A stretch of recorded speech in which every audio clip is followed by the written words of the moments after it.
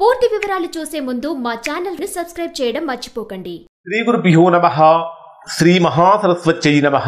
ఓం నమః శివాయ. Narayana Sastry astrology channel వీక్షిస్తున్నటువంటి ప్రేక్షక మహాశీలకు స్వాగతం, సుస్వాగతం. ఈరోజు మనము 2025వ సంవత్సరం జూన్ నెల 16వ తేదీ నుంచి 30వ తేదీ వరకు మేషరాశిలో జన్మించినటువంటి వారి యొక్క రాశి ఫలితాలు ఏ విధంగా ఉన్నాయో తెలియజేస్తాను. ప్రేక్షక మహాశయులకు చిన్న విజ్ఞప్తి ఏమిటంటే, రాశి ఫలితాలు చాలా యాక్యురేట్గా ఖచ్చితమైనటువంటి ఫలితాలు అందచేయటం కోసం మేము చేసేటటువంటి ప్రయత్నం కొంచెం ఎక్కువగా ఉంటుంది, శ్రమ. ఈ రాశి ఫలితాలు చూసినటువంటి వారు ఇవి మీకు ఏ విధంగా ఉన్నాయి, అంటే మీకు వర్తిస్తున్నాయా, ఎంతవరకు మీకు వర్తిస్తున్నాయి అనేటటువంటి విషయాన్ని మీరు కామెంట్ రూపంలో తెలియచేయండి. రాశి ఫలితాలు కొత్తగా అప్డేట్ చేస్తూ, అంటే ఏదైనా ఇబ్బందికరమైన పరిస్థితులు కనుక ఉంటే ఖచ్చితంగా పరిహారాలు కూడా తెలియజేస్తున్నాం. ఆ పరిహారాలు పాటించడం వల్ల మీకు ఏ విధంగా ఉందో కూడా మీరు తెలియచేయండి, కామెంట్స్ రూపంలో తెలియచేయండి. ఇక్కడ మేషరాశి వారికి ఉన్నటువంటి గ్రహస్థితిని కనుక పరిశీలించినట్లయితే, రాశ్యాధిపతి అయిన కుజుడు రాశికి 5వ స్థానంలో కేతువుతో కలిసి ఉన్నాడు. అలానే మీ రాశికి 2వ స్థానంలో ఏ గ్రహాలు కూడా లేవు. మీ జన్మరాశిలోనే శుక్రుడి యొక్క సంచారము, 3వ స్థానంలో రవి గురు గ్రహాలు, అలానే రాశికి 12వ స్థానంలో వచ్చేటప్పటికి శని గ్రహము, లాభస్థానంలో రాహువు, మొదలైనటువంటి గ్రహస్థితి. ఇక్కడ బుధుడు కూడా 23వ తేదీ నుంచి మీ రాశికి 4వ స్థానంలోకి వెళ్తాడు. ఉన్నటువంటి గ్రహస్థితి ప్రకారం కనుక పరిశీలిస్తే వీరికి ఏ విధంగా ఉంటుందంటే, ఫస్ట్ జూన్ 16వ తేదీ ఉదయం నుంచి 16వ తేదీ మధ్యాహ్నం 1:06 వరకు ఉండేటటువంటి సమయం, ఇది విశేషమైనటువంటి యోగాన్ని కలిగిస్తుంది.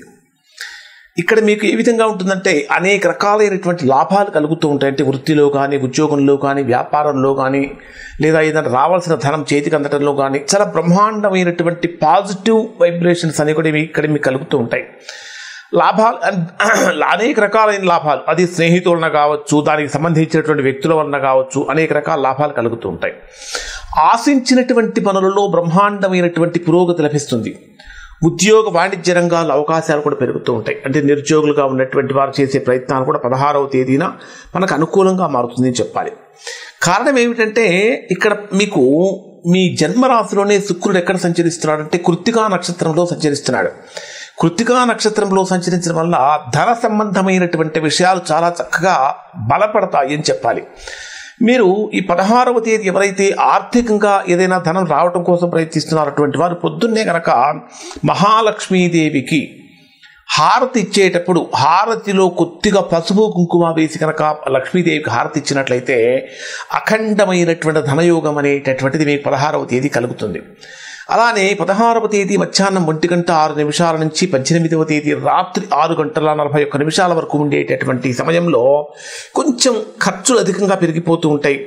శారీరకమైనటువంటి స్థితి కూడా ఎలా ఉంటుందంటే బద్ధకం పెరిగిపోతూ ఉంటుంది. దాంతోపాటు కొంచెం బంధుమిత్రుల వలన ఏదైనా మాట పట్టింపులు ఎక్కువగా పెరిగే అవకాశాలు ఉంటాయి. అయినప్పటికీ కూడా ఇక్కడ మీ జన్మరాశికి బుధుడు మీ రాశికి 3వ స్థానంలో పునర్వసు నక్షత్రంలో సంచరిస్తూ ఉంటాడు. పునర్వసు నక్షత్రంలో బుధుడు సంచరించేటప్పుడు ఏం జరుగుతుందంటే, కమ్యూనికేషన్ స్కిల్స్ అనేటటువంటి బ్రహ్మాండంగా పెరుగుతాయి. అపోహలు తొలగించుకోవడం కోసం చేసే ప్రయత్నాలు కూడా ఫలిస్తాయి. కానీ కొంచెం ఒత్తిడి అనేటటువంటిది ఇక్కడ మీ రాశికి పెరుగుతూ ఉంటుంది.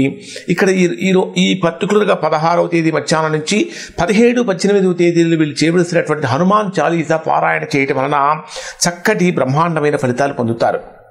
అలానే 18వ తేదీ రాత్రి 6:41 నుంచి జూన్ 20వ తేదీ రాత్రి 9:41 మధ్యలో ఉండేటటువంటి సమయంలో కనుక పరిశీలిస్తే, కొంచెం ఏదో గృహ సంబంధమైనటువంటి విషయాలలో కానీ, ఉద్యోగ సంబంధమైనటువంటి విషయాలలో కానీ, లేదా తల్లికి సంబంధించినటువంటి విషయాలలో కానీ కొద్దిగా ఆందోళన పెరుగుతూ ఉంటుంది.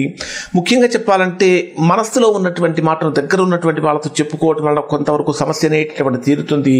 దీనికి కారణం, దీనికి అద్భుతమైన పరిహారం ఏమిటంటే, ముఖ్యంగా చెప్పాలంటే ఈ 18వ తేదీ నుంచి 20వ తేదీ రాత్రి వరకు ఉండేటటువంటి రోజుల్లో మీరు ఏదైనా ముఖ్యమైన అగ్రిమెంట్స్ కనుక చేసుకోవాలనుకుంటే ఆ రోజుల్లో అవి చేసుకోకుండా వాటిని వీలైతే వాయిదా వేయటం అనేటటువంటి చాలా మంచిది.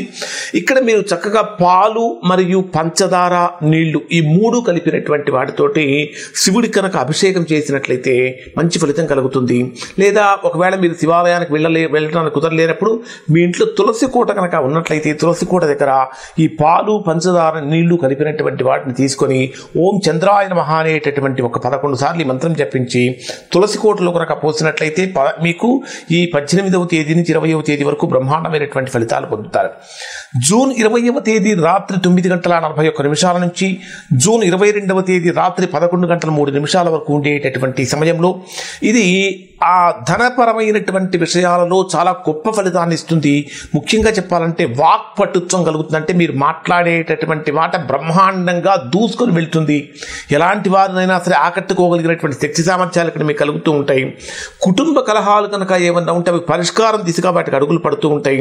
ఇక్కడ మీకు ఈ రోజుల్లో కనుక అంటే 20వ తేదీ రాత్రి నుంచి 22వ తేదీ రాత్రి వరకు ఉండేటటువంటి సమయాన్ని కనుక పరిశీలిస్తే ఇక్కడ కూడా మీకు శుక్రుడు కృత్తికా నక్షత్రంలోనే ఉన్నటువంటి కారణం చేత భోగ వస్తువుల మీద వ్యయం, అంటే లగ్జోరియస్ థింగ్స్ ఏవైతే ఉంటాయో వాటిని కొనటం మీద కావచ్చు, లేదా లగ్జోరియస్ విషయాల మీద కావచ్చు, కొంచెం ఖర్చులు పెరుగుతూ ఉంటాయని చెప్పాలి. ఇక్కడ సిబ్లింగ్స్ తోటి కానీ స్నేహితులతోటి కానీ లాభకరమైనటువంటి పనులు జరుగుతూ ఉంటాయని చెప్పాలి. ఈ రోజున కనుక మీకు వీలైతే 5 ముత్తైదువులకు పసుపు కనుక ఆడవాళ్ళు కనుక దానం ఇచ్చినట్లయితే, పసుపు కనుక ఇచ్చినట్లయితే, పసుపు పట్టిస్తాం కదా, అలా కనుక ఇచ్చినట్లయితే బ్రహ్మాండమైనటువంటి ఫలితం పొందుతారు. జూన్ 22వ తేదీ రాత్రి 11:03 నుంచి జూన్ 24వ తేదీ రాత్రి 11:46 మధ్యలో ఉండేటటువంటి సమయంలో ఇక్కడ మీకు మెంటల్ ఎనర్జీ బాగా పెరుగుతుంది. అంటే మానసికంగా చాలా దృఢంగా ఉంటారు. కొత్త విషయాల మీద బాగా ఆసక్తి పెరుగుతూ ఉంటుంది. వ్యాపార సంబంధమైనటువంటి చర్చలు చక్కగా ఫలిస్తాయి. ప్రయాణాలు కూడా బ్రహ్మాండంగా అనుకూలంగా ఉంటాయని చెప్పాలి. వీటికి కారణం ఏమిటంటే తృతీయ స్థానంలో చంద్రుడు సంచరిస్తుంటాడు. ఆ తృతీయ స్థానంలోనే మీకు ఏం జరుగుతుందంటే బుధుడు కూడా పునర్వసు నక్షత్రంలో సంచరిస్తూ ఉంటాడు. పునర్వసు నక్షత్రంలో సంచరించేటప్పుడు బ్రహ్మాండమైనటువంటి కమ్యూనికేషన్స్ అనేటటువంటివి ఇస్తాడు. దాంతోపాటు రవిగ్రహం యొక్క అనుకూలత కారణం చేత అధికారుల యొక్క అండదండలు కూడా చక్కగా పెరుగుతూ ఉంటాయి. ప్రభుత్వపరమైనటువంటి పనులు చేసుకునేటటువంటి వారికి చాలా అనుకూలమైనటువంటి పరిహారం అని చెప్పాలి. ఇక్కడ మీకు వీలైతే మీ ఇంటికి దగ్గరలో కనుక వేణుమాధవ స్వామి దేవాలయం కనుక ఉన్నట్లయితే, లేదా వేణుగోపాల స్వామి దేవాలయం కనుక ఉన్నట్లయితే వేణుగోపాల స్వామి దర్శనం చేసుకోవడం వల్ల మంచి ఫలితాలు పొందుతారు. జూన్ 24వ తేదీ రాత్రి 11:46 నుంచి జూన్ 26వ తేదీ రాత్రి 1:40 వరకు ఉండేటటువంటి సమయంలో ఇది ఇంటి విషయాల్లో సమస్యలు ఏమైనా ఉంటే వాటిని తొలగించుకోవటం కోసం చేసే ప్రయత్నాలు ఫలిస్తాయి. ఒక ముఖ్యమైనటువంటి విషయం గురించి కుటుంబ సభ్యులతో తర్జన భర్జనలు పడుతూ ఉంటారు. అంటే ఎలా చేయాలా, అలా చేయాలా, ఇలా చేయాలా, ఏం చేస్తే బాగుంటుందనే విషయంలో కుటుంబ సభ్యులతో డిస్కషన్స్ అనేటటువంటి సఫలమవుతాయని చెప్పాలి. వాహన యోగానికి ఇక్కడ అవకాశం అనేటటువంటిది కలుగుతుంది అని చెప్పాలి.